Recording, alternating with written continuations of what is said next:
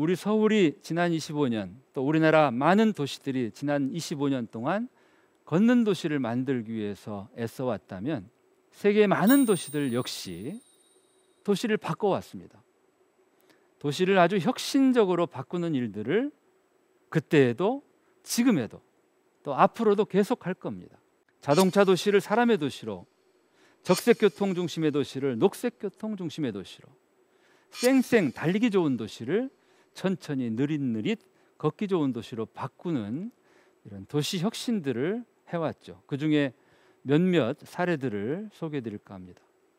덴마크의 수도 코펜하겐시는 1960년대 초반부터 다운타운이죠. 도심부를 조금씩 자동차 위주에서 사람 위주로 바꿔왔습니다. 이거를 보행화 또는 보행화 구역이라고도 표현을 합니다. 가장 먼저 했던 것은 주차장으로 쓰여 있던 공간을 자동차를 다 빼고 보행 공간으로 바꾼 겁니다. 또 차가 쌩쌩 다니던 길 한 구간을 차량 통행을 막고 보행 전용 공간으로 바꾼 거죠. 1962년에 처음 시작해서 그 당시에는 전체 이 도심부의 면적 가운데 이렇게 보행자 위주로 바뀐 구역의 비율이 불과 1% 정도였다면 68년에 또 한 곳을 늘리고 70년대 초에 또 여러 곳을 늘리고 또 80년대까지 그리고 90년대까지 이렇게 30여 년 정도 도심부를 점점 보행자 위주로 바꾼 결과 도심부 전체 면적 가운데 10% 가까운 곳들을 보행화 구역으로 바꾼 거죠. 이 일을 주도했던 게 유명한 건축가 또 도시 설계가였던 얀겔이라는 분입니다. 코펜하겐을 이제는 자동차 도시에서 사람의 도시로 바꿔야 한다라고 하는 이런 아주 혁신적인 일들을 주도했던 거죠. 70년대에 이 네덜란드에는 본넬프라고 하는 이 새로운 유형의 도로가 등장합니다. 본넬프라고 하는 말은 네덜란드 말로 생활의 마당이다 이런 뜻입니다. 우리가 유럽 도시들을 가보면 아마 이런 그 표지판을 볼 겁니다. 한 공간 안에 자동차도 있고 또 집도 있고 또 사람이 있습니다. 그런데 아이는 공놀이를 합니다. 이 표지가 의미하는 게 뭐겠어요? 자, 이곳은 생활의 마당이라는 거예요. 쌩쌩 달리는 자동차만의 자동차 중심의 공간이 아니라 사람들이 생활하고 길에서 노는, 그렇다고 자동차를 배제하지는 않습니다. 자동차와 사람이 함께 공존하되 사람을 중심으로 해야 되기 때문에 자동차는 사람을 배려하라, 이런 의미의 보행 우선도로 또는 보차 공존도로를 공식적으로 제도화한 게 이 네덜란드의 본넬프입니다. 그런데 이 네덜란드의 본넬프를 처음 만든 것은 정부가 아닙니다. 바로 주민들입니다. 예전에는 동네 골목길에 아이들이 안심하고 놀고 또 걸었습니다. 그런데 역시 네덜란드도 자동차 대중화 시대를 맞으면서 자동차가 점점 늘었고 점점 동네의 자동차들이 쌩쌩 달리기 시작하면서 교통사고가 나고 소음으로 불편을 겪으니까 어떻게 했겠습니까? 주민들이 화분을 도로에 내놓기 시작합니다. 도로 한쪽에 화분 하나 놓고 또 이쪽에 하나 놓고 이쪽에 하나 놓고 결국 화분들 때문에 자동차는 어떻게 다니겠어요? 점점 속도를 줄여서 이렇게 지그재그로 다니게 했던 거죠. 이런 것들을 보면서 네덜란드 정부가 바로 보차 공존도로의 개념을 제도화한 겁니다. 그래서 자동차가 이 보차 공존도로에서는 쌩쌩 다닐 수 없도록 도로폭을 좁히기도 하고 여러 가지 장치들을 하고 있죠. 비슷한 시기에 독일에는 템포 30 존이 등장합니다. 말 그대로 자동차의 속도를 시속 30km로 제한하는 구역이라는 뜻이죠. 우리도 스쿨존 또 실버존 이렇게 학교 근처에는 자동차 주행 속도를 30km로 제한을 하죠. 그 이유는 사람을 보호하기 위해서, 과속하지 말라 이런 뜻이겠죠. 영국에서는 비슷한 개념의 20마일 존이라고 하는 것들을 또 제도를 도입하고 실제로 여러 지역들을 20마일 존으로 지정하고 또 이곳은 20마일 존이라는 것을 알리는 이런 표지판들을 세웁니다. 일본에도 커뮤니티 존이라고 하는 비슷한 또 제도가 도입되죠. 일본에 아마 이렇게 주택가를 가보면 갑자기 도로폭을 이렇게 좁히는, 이렇게 도로폭이 좁아지면 운전자들은 속도를 줄일 수밖에 없습니다. 그래서 사람들이 길을 건너야 할 곳은 도로폭을 좁히고 또 과속 방지턱을 만들어서 자동차가 속도를 줄이도록 하는 이런 곳들을 커뮤니티 존이라고 하죠. 또 영국은 20마일 존에 이어서 홈 존이라고 하는 새로운 제도를 만들기도 합니다. 그리고 자동차 속도 규제를 합니다. 여러분들도 자동차를 직접 운전하면서 이렇게 속도 제한 위반으로 딱지를 떼기도 하고 또 때로는 불편을 겪기도 할 겁니다. 왜 이렇게 속도를 낮게 규제할까? 우리 도시 지역들도 최근에는 50km 속도 제한을 많이 하고 있습니다. 그리고 어린이 보행자들을 특별히 보호해야 할 곳은 대부분 30km 속도 제한을 하죠. 왜 이렇게 속도 제한을 할까? 그 이유는 우리 사람들의 목숨을 보호하기 위해서입니다. 우리가 운전을 할 때 내 자동차의 주행 속도에 따라서 위험한 상황을 발견하고 브레이크를 밟고 자동차가 멈출 때까지 달리는 거리가 달라집니다. 만약에 내가 30km 정도 속도로 운전을 하다가 저 앞에 15m 전방에 아이를 발견하고 브레이크를 밟으면 그 아이 앞에서 내 차가 씁니다.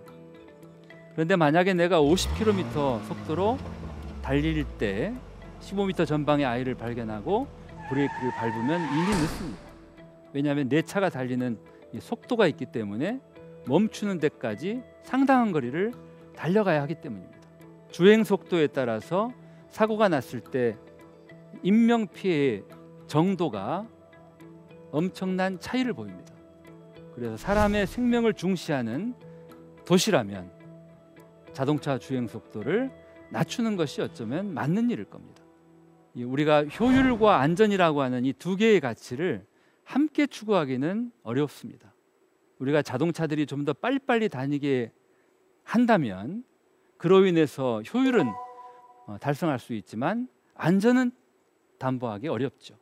우리가 만약에 사람들의 생명을 더 중시한다면 효율을 조금은 포기해야 될 겁니다. 이것이 우리들의 도시에서 우리가 무엇을 더 어디에 더 가치를 두느냐 하는 문제로 귀결이 되죠.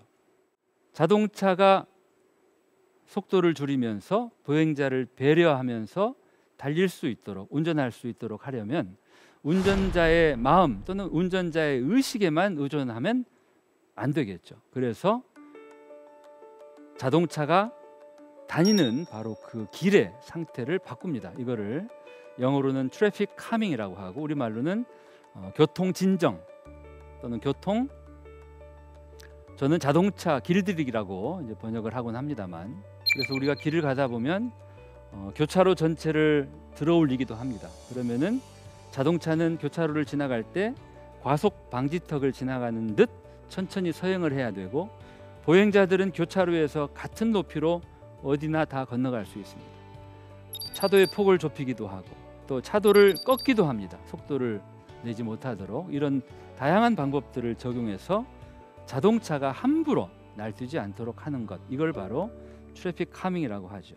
제가 1999년 뉴욕 출장을 가서 아주 흥미로운 장면들을 목격했습니다. 당시 뉴욕 시장은 루돌프 줄리아니 시장이었어요. 이분이 뉴욕 시장으로서 굉장히 좋은 평가를 받았습니다. 왜냐하면 그 당시 뉴욕 또는 맨하탄은 대단히 위험한, 특히 밤에는 범죄가 많고 사고가 많았던 도시였는데 줄리아니 시장이 취임하면서 범죄율을 크게 낮췄습니다. 그리고 거리가 다시 밝아졌고, 그래서 많은 시민들로부터 존경도 받고 사랑도 받았던 줄리아니 시장이 조금 오버했던 것 같아요. 줄리아니 시장은 맨하탄의 이 자동차들의 주행 속도가 너무 낮다, 어떻게 하면 자동차들이 조금 더 빨리빨리 다닐 수 있게 할까, 이런 생각을 합니다. 그리고 그 이유를 바로 찾죠. 그 이유는 바로 뉴요커들입니다. 뉴욕 시민들은 자동차보다 사람이 도시의 주인이라고 하는 것을 당당하게 알고 또 행동하는 사람들이었죠. 횡단보도 아닌 곳에서도 막 길을 건너갑니다. 차가 오건 말건. 그래서 줄리아니 시장은 이 뉴요커들이 무단횡단을 하지 못하도록 막기 위해서 차도와 보도 사이에 펜스를 치기 시작합니다. 그럼 무단횡단을 할 수 없겠죠. 횡단보도 있는 곳에서만 길을 건너겠죠. 그리고 이 교차로 횡단보도가 4개가 있는데 그 중에 1개를 이렇게 폐쇄를 합니다. 횡단보도 하나를 폐쇄해도 내가 길을 건널 수는 있죠. 어떻게? 1번 건너고 2번 건너고 3번 건너서. 그렇게 하면 이곳에 사람들이 길을 건너지 않으니까 이곳을 회전하는 차들은 막힘없이 다닐 수 있겠죠. 이런 줄리아니 시장의 자동차 위주의 조치에 대해서 뉴욕 시민들이 정말 화가 납니다. 그래서 시민단체들 중심으로 이런 조치들에 대해서 강력하게 반대하는 행동들을 합니다. 이 플래카드를 이렇게 씁니다. Pedestrians are not cattle. 우리 보행자들은 소떼가 아니다. 왜 울타리를 치느냐? 아무 데서나 길을 건널 수 있도록 울타리를 당장에 치워라. 또 하나는 바로 이렇게 횡단보도를 펜스로 가로막아도 아랑곳하지 않고 건너갑니다. 이런 뉴욕 시장과 뉴요커들의 싸움이 팽팽해졌을 무렵 찰스 코마노프라는 사람이 논문을 씁니다. 뉴욕 시장의 횡단보도 하나 폐쇄 조치는 운전자들에게 얼마만큼의 시간 이익을 주는가, 또 반면에 그로 인해서 3번 건너가야 하는 보행자들은 얼마만큼 시간 손실을 강요받는가 계산을 해보니까 훨씬 더 많은 사람의 시간 손실을 가져오는 잘못된 조치다. 이런 것들을 논문으로 발표를 하죠. 결국 줄리아니 시장이 두 손을 들고 이 조치들을 철회하죠. 비슷한 시기 파리에 출장을 가서 목격했던 장면입니다. 파리시도 90년대 후반부터 금요일 저녁이 되면 거대한 인라인 행진이 시내를 관통합니다. 파리 남부에서 모인 인라인 스케이터들 10,000명, 20,000명이 경찰차와 구급차가 앞에서 인도해주면 자동차가 다니던 넓은 도로가 자동차를 막고 인라인 스케이터들이 행진을 합니다. 금요일 밤마다. 또 제가 일요일 날 목격했던 장면이에요. 제가 직접 찍은 사진입니다. 주말 같은 때 많은 도로에 인라인 스케이터들이 이렇게 행진을 합니다. 저 역시 그런 경험을 했습니다. 90년대 후반 서울시가 그 지구의 날을 맞아서 토요일 날 종로와 세종로를 차량 통행을 막았던 적이 있습니다. 그 당시 저는 일산 신도시에 살면서 인라인 스케이트를 가방에 메고 종로 3가역에 내려서 정말 평소에는 감히 꿈도 못 꾸었던 차도 위에 인라인을 타고 한번 달려봤죠. 그때 그 느낌은 뭐라고 말로 할 수 없습니다. 이 보도 위를 달릴 때와는 전혀 다른 느낌. 아주 맨질맨질한 자동차 차도 위를, 그것도 도로 한가운데를 내가 마음껏 달릴 수 있다는 이 사실만으로도 너무나 황홀했습니다. 아, 내가 이 도시의 주인이구나. 자동차가 주인인 줄 알고 자동차에게 모든 걸 다 내주고 나는 보도 위를 옹색하게 걸었는데 지금은 내가 이 도로 한가운데를 달리고 있구나. 세계 많은 도시들이 이런 차 없는 거리 행사를 하는 의도가 여기에 있습니다. 시민들에게 느끼게 해드리는 거죠. 여러분들이 바로 도시의 주인입니다. 자동차가 아닙니다. 콜롬비아 수도 보고타의 돈키호테라는 별명을 가진 분이 바로 엔리케 페날로사 시장입니다. 정말 자동차 도시 보고타를 사람의 도시로 획기적으로 바꾼 아주 지혜로운 시장님이시죠. 엔리케 시장이 시민들을 설득했던 그 방법이 매우 지혜롭습니다. 이 아마존의 그 외가리 다큐 영화를 시민들에게 보여드립니다. 외가리가 그 새끼가 태어나면 엄마 아빠 외가리 옆에서 이렇게 헤엄을 치고 다니다가 비행 훈련을 합니다. 처음으로 이제 하늘로 날아오르는 거죠. 물론 엄마 아빠를 따라서 대부분 새끼들이 날개짓을 해서 하늘로 차오릅니다. 그리고 날아갑니다. 그런데 종종 이 처음에 날개짓이 생소해서 서툴러서 실패하고 떨어지는 외가리가 있으면 바로 기다렸다는 듯이 악어가 와서 이 새끼 외가리를 물어갑니다. 이 영화를 보고타 시민들에게 함께 보여주면서 엔리케 시장은 시민들에게 묻습니다. 이런 일이 우리 보고타 시내에서도 매일같이 반복되고 있습니다. 어떻게 할까요? 자동차로 인해서 희생되는 아이들의 숫자가 얼마고 노인들의 숫자가 얼마고 우리 보고타시를 계속해서 이렇게 아마존 강처럼 악어에게 희생되는 외가리들처럼 그대로 둘까요? 바꿀까요? 시민들이 공감하고 지지해 주죠. 그래서 보고타시는 2000년대 초반 1년에 한 번 차 없는 날 행사도 하고 또 BRT죠. 트랜스 밀레니오라고 하는 이 BRT를 도입을 하고 또 시클로비아라고 하는 이 차 없는 날 행사를 꾸준히 하면서 도시를 바꿨죠. 줄리아니 시장 아마 다음 뉴욕 시장이죠. 마이클 블룸버그 시장이 뉴욕 시장이었을 때 교통국장이 이 자넷 사딕 칸 국장입니다. 이 마이클 블룸버그 뉴욕 시장은 시장에 당선할 때 공약이 자동차가 지배한 도시를 사람들에게 돌려주겠다 이런 공약을 내걸고 시장이 되었죠. 그리고 놀라운 일을 벌입니다. 이 맨하탄에는 이 동서방향의 도로들 또 남북방향의 도로들이 바둑판처럼 이렇게 촘촘히 만들어져 있죠. 스트리트하고 또 에비뉴. 그런데 이렇게 대각선으로 가로질러 올라가는 도로가 바로 브로드웨이입니다. 그리고 이 브로드웨이는 자동차가 원래 다녔죠. 그런데 이 타임스퀘어 주변에 차가 다니던 브로드웨이를 막고 이곳을 보행자를 위한 광장으로 바꾸겠다는 놀라운 사업을 하죠. 그래서 2013년에 이렇게 차가 다니던 도로가 보행 광장으로 바뀌게 되었죠. 이 일을 추진할 때 택시 운전자들을 포함해서 많은 자동차 이용자들이 반대를 했지만 이 사업이 완공된 뒤에 사람들의 마음은 바뀝니다. 이런 사업을 한 뒤 보행자들의 교통사고 숫자가 엄청 줄었고 차가 다니는 길을 이렇게 사람 공간으로 바꾸니까 너무 좋다라고 공감하고 또 동의하는 시민들의 숫자가 늘었기 때문에 이 브로드웨이를 바꾼 이 일은 블룸버그 시장의 놀라운 업적으로 인정되죠. 뉴욕시는 또 이렇게 주말에 또 여름철에 이런 아주 큰 도로들을 자동차 통행을 막고 사람에게 내어주는 서머 스트리트 이런 프로그램들을 반복적으로 하고 있습니다. 미국의 많은 도시들이 오픈 스트리트라고 하는 이름으로 이런 차 없는 거리 행사를 하고 있죠. 파리의 전 시장이었던 베르트랑 들라노에 이분도 2001년부터 2014년까지 무려 14년 파리 시장을 했던 분이에요. 이분도 다르지 않습니다. 이분의 공약 가장 핵심적인 공약은 자동차가 아닌 사람의 도시를 만들겠다. 그리고 정말 우리가 보기에도 깜짝 놀랄 만한 일을 하죠. 파리의 센강변의 조르주 뽕피드 고속도로의 상당한 구간을 2002년 우리 월드컵을 하던 바로 그해 여름에 자동차를 막습니다. 그리고는 자동차 고속도로를 완전 해변 분위기로 바꾸죠. 모래사장을 만들죠. 이 한 달 동안 파리 시민 200만 명이 이곳을 이용합니다. 2003년에도 2004년에도 몇 년을 반복하다가 2010년부터는 아예 이 강변 고속도로를 영구 폐쇄를 하죠.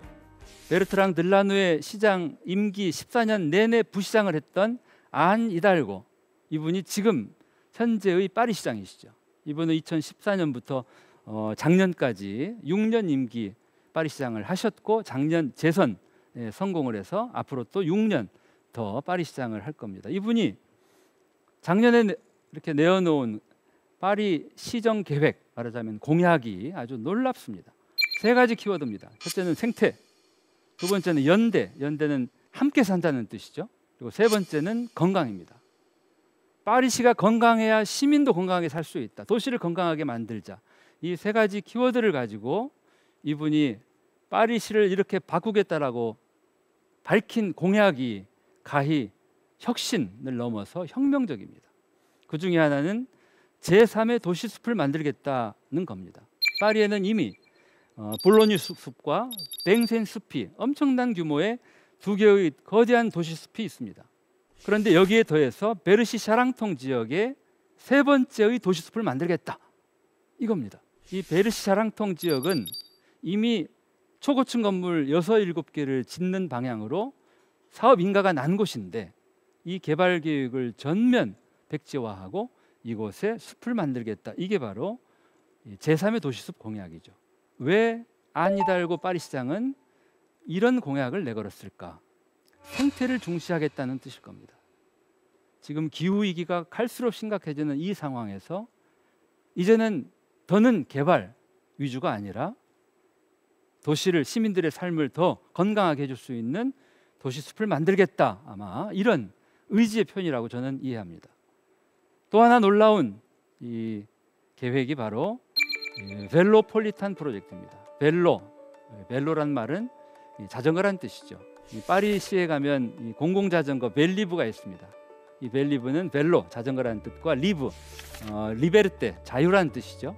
그러니까 자유롭게 누구나 이용하는 자전거, 벨리브죠. 벨로폴리탄 프로젝트는 파리시의 지하철이 지나가는 모든 노선의 도로 위에 자전거길을 만들겠다는 프로젝트입니다. 지하철을 만드는 비용은 엄청나게 많이 듭니다. 그래서 처음에 지하철을 만들었던 세계의 대도시들이 이제는 더는 지하철 공사를 하지 않죠. 대신에 노면 트램, 노면 전차 같은 걸 만듭니다. 트램은 지하철의 85분의 1 정도 비용이면 가능합니다. 그런데 노면 트램의 24분의 1 비용으로 할 수 있는 게 바로 자전거 도로입니다. 그래서 파리시는 모든 지하철이 다니는 도로 상부에 자전거 도로를 만들겠다. 이게 바로 벨로폴리탄 프로젝트입니다. 이 자전거 도로를 다 만드는 170km 노선을 건설하는 비용이 2억 5천만 유로, 우리 돈으로 약 3천억 정도입니다. 이 돈으로 만약에 지하철을 건설한다면 불과 몇 킬로밖에 못 만들겠죠. 그래서 자전거 중심의 교통 체계로 아주 혁신적으로 바꾸죠. 또 놀라운 공약 중에 하나가 바로 파리시 거의 전역 대부분 지역을 30km 속도 제한을 하겠다, 이겁니다. 이미 파리시는 상당부 지역이 이미 30km 속도 제한을 하고 있고, 드디어 이제는 거의 대부분 지역을 30km로 속도 규제를 하겠다. 이 얘기는 무슨 뜻일까요? 파리 시내에서 이제 어지간하면 자동차를 몰고 나오지 마십시오. 불가피하게 자동차를 운전하더라도 30km로 천천히 서행하십시오.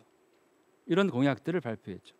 또 파리에 있는 모든 도로변에 다 이렇게 노상 주차장들이 있습니다. 앞으로 6년 이달고 시장의 임기 내에 파리에 있는 노상 주차장의 4분의 3을 전부 없애겠다는 공약도 포함됩니다.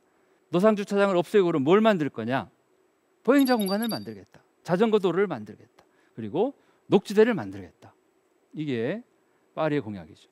또 함께 살기 위한 연대라고 하는 키워드와 연관된 공약들도 놀랍습니다. 그 중에 하나는 사회주택의 비율을 25%까지 끌어올리겠다. 그리고 지금 코로나 상황 때문에 파리에 있는 수많은 에어비앤비가 장사가 안 됩니다. 그러면 내가 임기 중에 200억 유로, 우리 돈으로 약 26조 원을 들여서 파리시가 이 에어비앤비를 사들이겠다. 그리고 에어비앤비를 공공임대주택으로 전환하겠다. 그래서 가난한 파리의 청년들과 신혼부부들, 서민들에게 주택으로 제공하겠다. 이런 공약도 포함되어 있죠. 반값 아파트를 공급하기 위해서 토지는 공공이 소유하고 건물은 민간이 하는 이를테면 사회주택 개념의 새로운 혁신적인 프로젝트들도 포함되어 있고, 그리고 15분 도시 프로젝트도 이달고 시장의 공약에 들어가 있습니다. 내가 사는 우리 집에서 직장까지 또는 학교까지 또는 종교시설까지 또는 쇼핑, 이런 모든 도시 활동을 걸어서 또는 자전거로 15분 안에 해결할 수 있도록 도시 구조를 바꾸겠다라고 하는 게 바로 15분 도시 프로젝트죠. 결국은 자동차 이용에 의존하지 않고 자전거와 보행으로, 그리고 탄소 배출을 혁신적으로 줄여가면서 살 수 있도록 하겠다 하는 거죠. 이것이 바로 걷는 도시를 추구하는 세계 모든 도시들의 노력입니다.